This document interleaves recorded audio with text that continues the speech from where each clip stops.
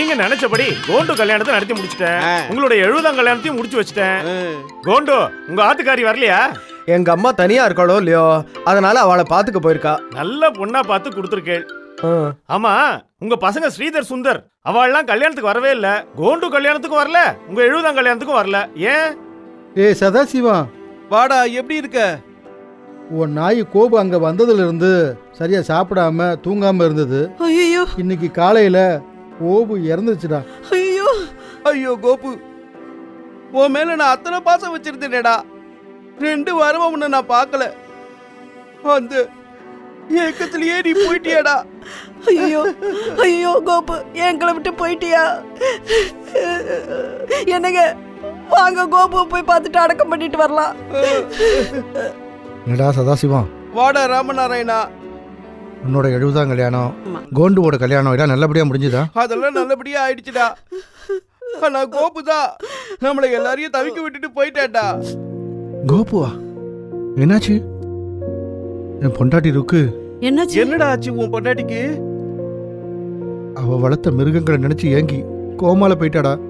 உழைக்கிறது கஷ்டம்னு டாக்டர் சொல்லிட்டார். எதுலையுமே ரொம்ப பற்று வைக்க கூடாதுன்னு சொல்லிட்டே இருப்பா. பற்று இல்லாம இப்ப கோமாக்கு போயிட்டா. சாப்பாடு எல்லாமே அவளுக்கு டியூப்ல தாண்டா போயிட்டு இருக்கு. யாருக்குமே தீங்கு நினைக்காத அவளுக்கு அந்த நிலைமை நெஞ்சே வெடிச்சிரும் போல இருக்கு. இந்நேரம் பார்த்து என் பசங்க தனி கொடுத்துட போயிட்டாங்க. நாங்க ஓல்டேஜ் ஹோமுக்கு போறோம். அதுக்கான ஏற்பாடெல்லாம் நாங்க பண்ணிட்டோம்டா. இந்த பாசம் தாண்டா நம்மளை கொல்லும். பாரு, வாயில்லா ஜீவன் நம்ம கோபு 1 வாரம் எங்களை பார்க்காதனால இறந்து போயிடுச்சுடா. உன் சம்சாரம் இந்த வாயில்லா ஜீவன்களை பார்க்காம ஓமா ஸ்டேஜுக்கு போயிட்டாங்க. நாங்க ஏதோ எங்க வைராகியத்துக்கு எங்க பசங்களை இழந்துட்டு வெளியில சொல்லாட்டாலும் உள்ள அழுதுட்டு இருக்கோண்டா. மாமா, உங்களுக்கு நாங்க துணையா இருக்கோம். இல்ல கோண்டு, உன் அன்புக்கு நாங்க அடிமைடா. ஆனா திரும்ப திரும்ப பாசத்துல எங்களால அடி வாங்க முடியாதுடா. டேய் சதாசிவம், நீ சொன்னது 100க்கு 100 உண்மைடா.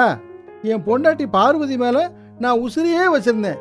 ஆனா அவ தனியா என்ன ஆயுஷ் போல நினைச்சுக்கிட்டே இருன்னு சொல்லிட்டு ஒரேடியா போய் சேர்ந்துட்டாடா. ஆனா எப்படியோ உன் தயவால என் பொண்ணு கற்பகத்துக்கு நல்லபடியா கல்யாணம் ஆகி கோண்டிய மாப்பிள்ளைய வந்துட்டாரு.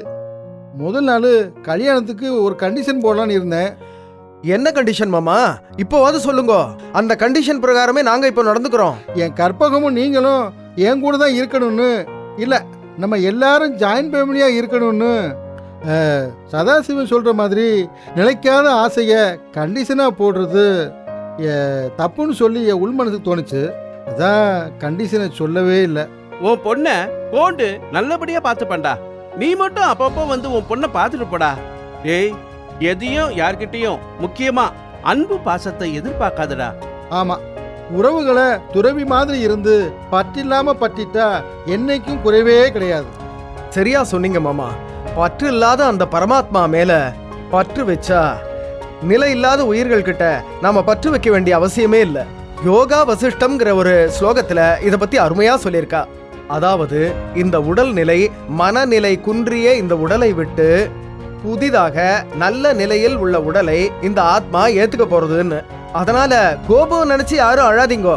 அவனுக்கு நிச்சயமா நல்ல உடல் கிடைச்சு நல்லா வருவான்.